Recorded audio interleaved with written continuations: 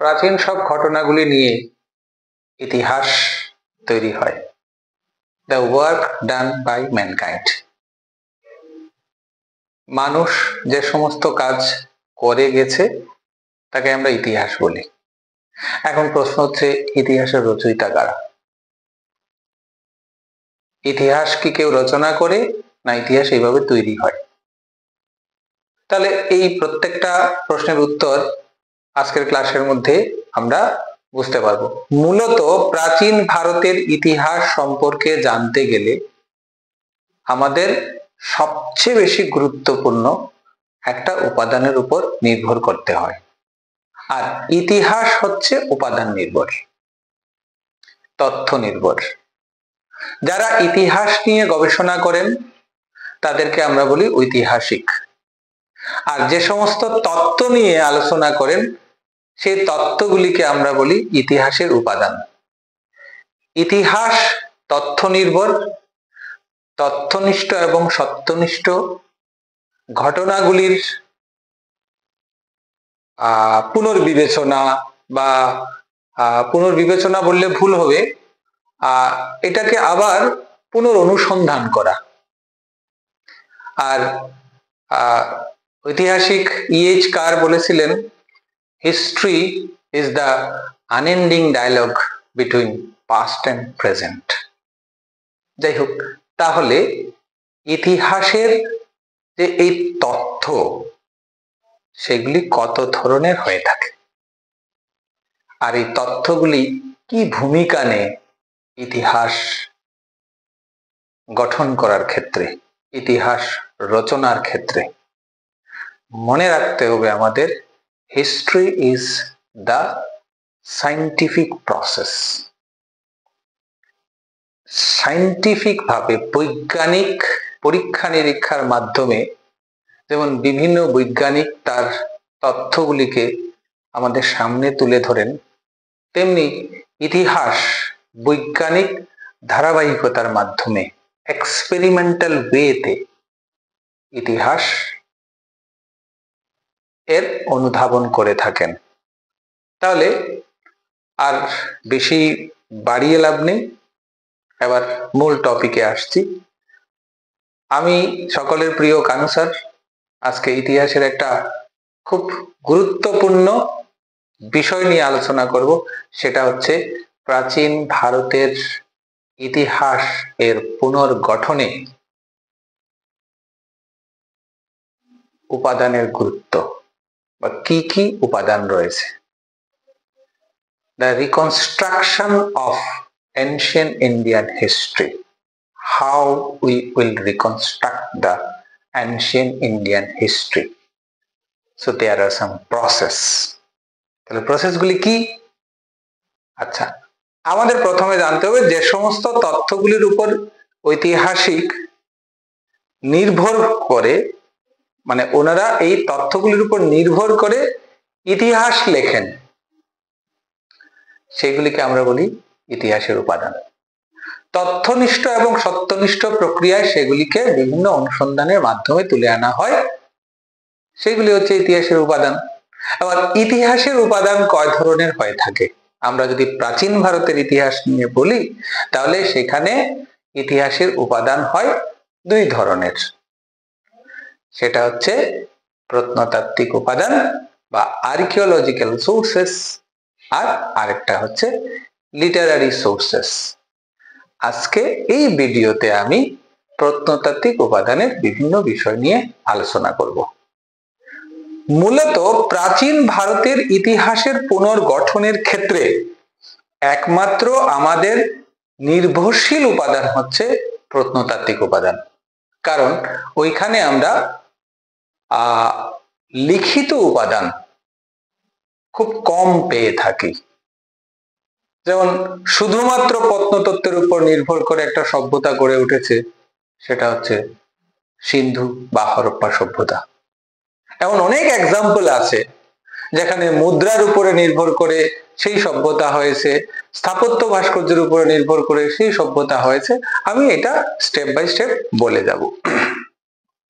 তাহলে প্রত্নতাত্ত্বিক উপাদান খনন কার্যের ফলে মাটির নিচ থেকে যে জায়গাতে খনন কার্য করে প্রত্নবস্তু পাওয়া যায় সেটাকে বলা হয় প্রত্নক্ষেত্র। আর যে তথ্যগুলি পাওয়া যায় সেগুলি হচ্ছে প্রত্নতাত্ত্বিক উপাদান। এবার প্রত্নতাত্ত্বিক উপাদান হচ্ছে তিন ধরনের। প্রত্নতাত্ত্বিক উপাদান হচ্ছে তিন ধরনের। এখানে আমরা প্রত্নতাত্ত্বিক উপাদানকে তিন ভাগে ভাগ করে আলোচনা করব।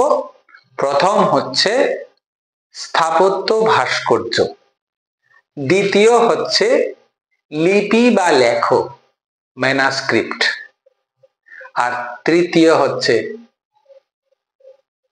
এটা আন্দাজ করতে পেরেছো তৃতীয়টা কি? কয়েন্স। তাহলে স্থাপত্য ভাস্কর্য, লিপি বা লেখ এবং কয়েন মানে মুদ্রা। Monuments, inscriptions and coins are the important sources, archaeological sources for reconstruction of ancient Indian history. স্থাপত্য ভাস্কর্য আমরা কোনগুলিকে বলি?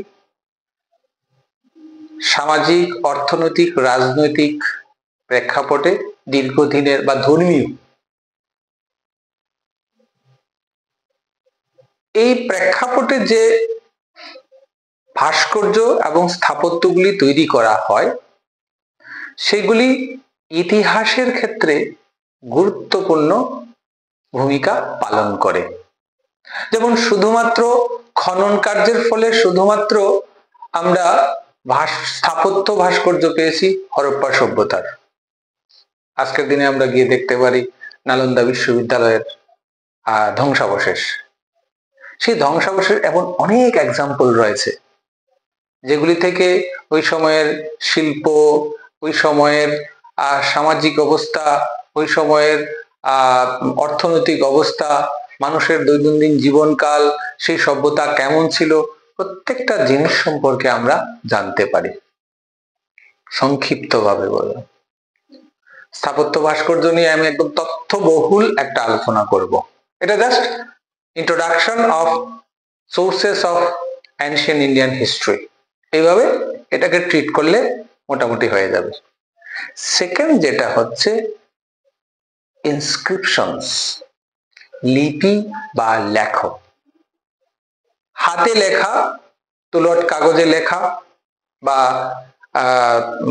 পাথরের মধ্যে প্রস্তর খণ্ডে লেখা বা তাম্রপত্রে লেখা।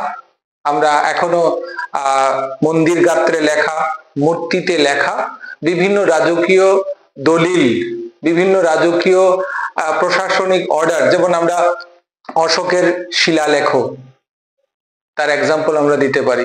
যেমন বিদেশে প্রাপ্ত লিপি হচ্ছে বগজকুই এবং তেল এল আরমানা, যেটা এশিয়া মাইনরে পাওয়া গেছে, যার থেকে আমরা আর্যদের ভারতবর্ষে আসা সম্পর্কে আমরা জানতে পারি। অশোকের শিলালেখ, অশোকের স্তম্ভ লেখ, সেগুলি থেকে অশোকের রাজত্বকালের বিভিন্ন দিক আমরা জানতে পারি। ধর্ম মহামাত্রদের সম্পর্কে আমরা জানতে পারি। অশোক বিদেশে তার দূত পাঠিয়েছিলেন সেটা আমরা জানতে পারি। অশোক বৌদ্ধ ধর্ম গ্রহণ করেছিলেন সেটা আমরা জানতে পারি। অশোকের সময়ে যে সমস্ত রাজকীয় কার্যকলাপ হয়েছে সেগুলি সম্পর্কে আমরা জানতে পারি। তাহলে inscriptions are the most important sources for the reconstruction of ancient Indian history. আমি অনেকগুলি লিপি সম্পর্কে পরবর্তী সম্পর্কে আলোচনা করব। এখানে প্রচুর লিপি রয়েছে। তারপরে আমরা যেটাতে আসবো কয়েন্স। কয়েন্স বা মুদ্রা। মুদ্রাতে আমরা কি দেখতে পাই? প্রথমত হচ্ছে মুদ্রা কোন ধাতুতে তৈরি।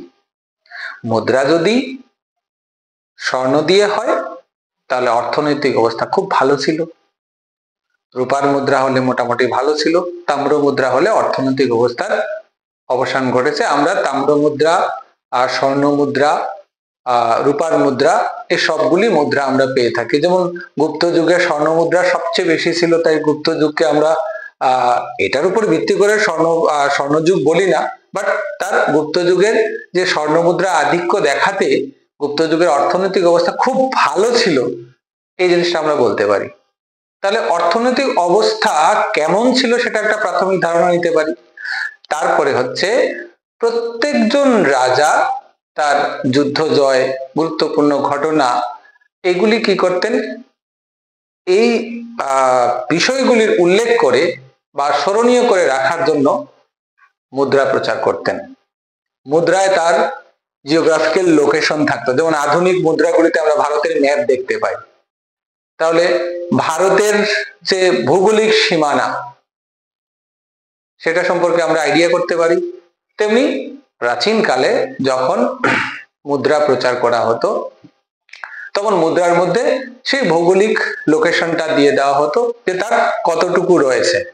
আমরা আরেকটা দেখি যে পাঞ্চ মার্ক মুদ্রা, যেটাকে পাঞ্চ করে মুদ্রা তৈরি করা হতো, সেই মুদ্রাগুলিতে আমরা বিভিন্ন দেবদেবীর মূর্তি আমরা দেখতে পাই, বিভিন্ন রাজাদের নাম দেখতে পাই, এবং স্বর্ণ মুদ্রা, রূপার মুদ্রা যথাক্রমে সবগুলি মুদ্রাতেই আমরা এই ধরনের কিছু উল্লেখ পাই।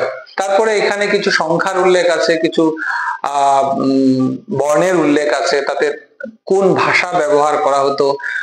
প্রাচীন ভারতে যেটা পাওয়া গেছে সেগুলি হচ্ছে স্বর্ণ মুদ্রাতে, যেমন গুপ্ত যুগে যেটা পাওয়া গেছে সবগুলি সংস্কৃতেই দেখা গেছে। বাংলাতে আবার কি হয়েছে, বাংলাতে যখন সেন রাজাদের সময় যে মুদ্রাগুলি পাওয়া গেছে সেই মুদ্রাগুলিতে আমরা দেখি যে বাংলা হরফে সংস্কৃত ভাষা ব্যবহার করা হয়েছে। অবশ্যই বাংলা হরফ যেটা ছিল, স্ক্রিপ্ট যেটা এনশিয়েন্ট বেঙ্গলি স্ক্রিপ্ট ব্যবহার করা হতো। তারপর আমরা যদি আসি যে মুদ্রা থেকে আমরা আর কি জানতে পারি, যেমন ভারতবর্ষের মুদ্রা অন্যান্য জায়গাতে পাওয়া গেছে, তাহলে দেখা যাবে যে ওই দেশের সঙ্গে মুদ্রার বিনিময় হয়েছে, তাহলে ব্যবসায়িক একটা সম্পর্ক রয়েছে। এক দেশের সঙ্গে আরেক দেশের সম্পর্ক জানতে গেলে আমাদের মুদ্রার উপরে নির্ভর করতে হয়। সন তারিখ সম্বলিত মুদ্রা, বিশেষ করে ভারতবর্ষে গ্রিক আক্রমণের পর থেকে যে মুদ্রাগুলি পাওয়া গেছে প্রত্যেকটা মুদ্রার মধ্যে সন তারিখ রয়েছে। তাহলে এটা একটা গুরুত্বপূর্ণ দলিল, কারণ আমরা জানি ইতিহাসের ক্ষেত্রে স্থান, কাল, পাত্র সবচেয়ে বেশি গুরুত্বপূর্ণ। আলেকজান্ডারের ভারত আক্রমণের পর থেকে ভারতবর্ষের মুদ্রাগুলিতে আমরা, মৌর্য যুগের মুদ্রাগুলিতে আমরা সন তারিখ আমরা পেয়েছি। আর এখানে একটা উল্লেখযোগ্য একটা ইনফরমেশন হচ্ছে, ভারতবর্ষে কিন্তু প্রথম স্বর্ণ মুদ্রার প্রবর্তন করেছিল কুষাণরা। এখানে বিভিন্ন কোয়েশ্চেন আছে যে ভারতবর্ষে প্রথম স্বর্ণ মুদ্রার প্রবর্তন কে করেছিল, এবং রাজা যত বেশি শক্তিশালী হন তার বিভিন্ন ধরনের মুদ্রা তিনি প্রচার করে থাকেন, এটা থেকেও আমরা জানতে পারি। তাহলে আজকে বিশেষ করে মুদ্রার গুরুত্বটা একটু বেশি করে বললাম। সাতবাহন সাম্রাজ্য সম্পর্কে, কুষাণ সাম্রাজ্য সম্পর্কে জানতে বা প্রাচীন ভারতের বিভিন্ন সাম্রাজ্য সম্পর্কে জানতে মুদ্রাগুলি আমাদের যথেষ্ট গুরুত্বপূর্ণ স্থান অধিকার করে আছে। তো এই ছিল সংক্ষিপ্তভাবে ইতিহাসের উপাদান, বিশেষ করে প্রত্নতাত্ত্বিক উপাদান নিয়ে আলোচনা। আমি লিপি নিয়ে নেক্সট ভিডিওতে আমি লিপি নিয়ে ডিটেইলস ভাবে বলবো। আর ভিডিওটা ভালো লাগলে লাইক করবে, শেয়ার করবে, আর অবশ্যই চ্যানেলটা সাবস্ক্রাইব করবে, যাতে এতে করে আমার উৎসাহটা একটু বৃদ্ধি পায়। নমস্কার।